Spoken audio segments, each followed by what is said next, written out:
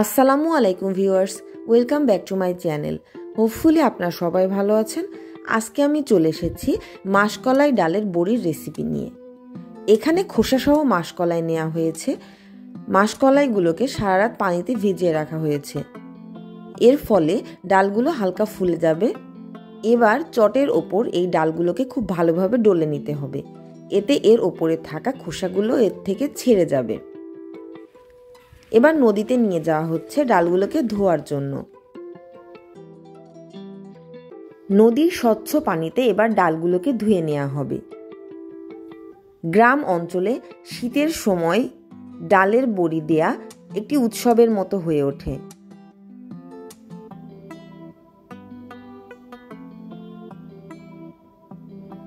এভাবে পানি দিয়ে খুব ভালোভাবে ডালের খোসাগুলোকে বের করে দিতে হবে। পর্যায়ক্রমে 4-5 বার এভাবে ধুয়ে এর খোসাগুলোকে বের করে নিতে হবে।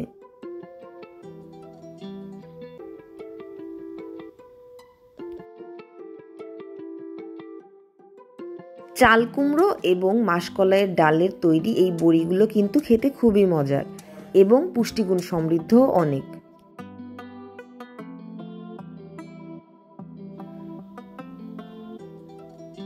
সমস্ত খোসাগুলো যখন বের হয়ে যাবে তখন এই ডালগুলোকে হাতের সাহায্যে খুব ভালোভাবে ডলে নিতে হবে, এতে করে এর ভেতরে থাকা ফেনার ভাবগুলো চলে যাবে।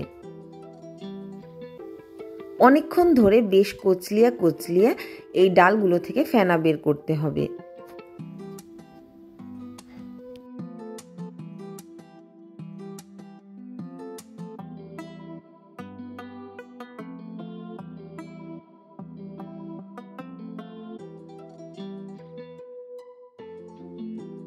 খুব ভালোভাবে এভাবে ফেনা বের করার পরে আবারও নদীর পানিতে এভাবে ডালগুলোকে ধুয়ে নিতে হবে। ডালের এই বড়ি দেয়া কিন্তু খুবই পরিশ্রমের একটি কাজ।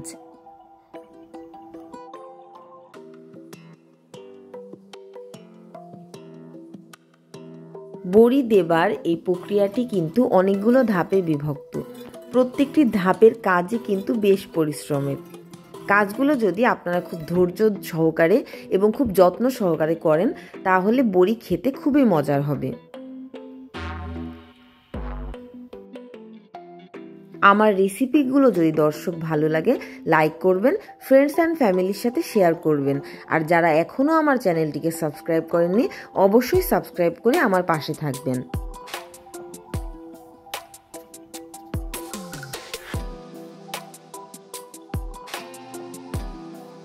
পেঁপে, বিভিন্ন ধরনের কুমড়ো সাধারণত বড়ি দেওয়ার ক্ষেত্রে ব্যবহার হয়ে থাকে, তবে অধিকাংশ ক্ষেত্রেই চাল কুমড়ো ব্যবহার হয়। এখানে 2টি চাল কুমড়োকে খুব ভালোভাবে কুড়িয়ে নেওয়া হয়েছে। ধুয়ে নেওয়া ডালগুলোকে পাটায় খুব ভালোভাবে পিষে নেওয়া হয়েছে। আপনারা এটি মিলেও করতে পারেন, তবে একটু পরিশ্রম হলেও এই ডালগুলো যদি পাটায় বেটে নেওয়া যায় তবে বড়ির স্বাদ আরও ভালো আসবে। এবার বেটে নেওয়া ডালগুলোকে হাতের সাহায্যে খুব ভালোভাবে ফেনিয়ে নিতে হবে। অনেকক্ষণ ধরে এভাবে হাতের সাহায্যে ফেনালে ডালের রং হলুদ থেকে সাদা হয়ে আসবে। ডালের এই বড়ি সাধারণত খুব সকালের দিকেই দেয়া হয়, যাতে সারাদিন সময় নিয়ে এই ডালের বড়িটা শুকিয়ে যেতে পারে। এবার এখানে একটি চড়াট বিছিয়ে নেওয়া হয়েছে। চড়াটের ওপর এবার এইভাবে বড়িগুলোকে হাতের সাহায্যে দিয়ে দিতে হবে।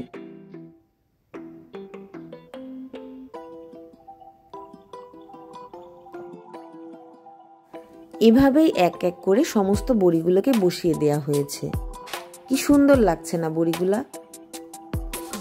এভাবেই শীতকালে বড়ি দেওয়ার আসর জমে, এ এক অন্যরকম উৎসবের আমেজ। এবার বড়িগুলোকে রোদে দেবার পালা। 2 পাশে টুল বা চেয়ার পেতে এর ওপর বড়ির চড়াটি বিছিয়ে দিতে হবে। এভাবেই সারাদিন রোদে থাকার পরে বড়িগুলো শুকিয়ে যাবে। পর্যায়ক্রমে 2 দিন এই বড়িগুলোকে রোদে দিলে পুরোপুরি বড়িগুলো শুকিয়ে আসবে।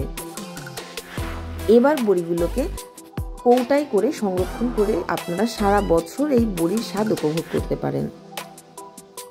Thanks for watching.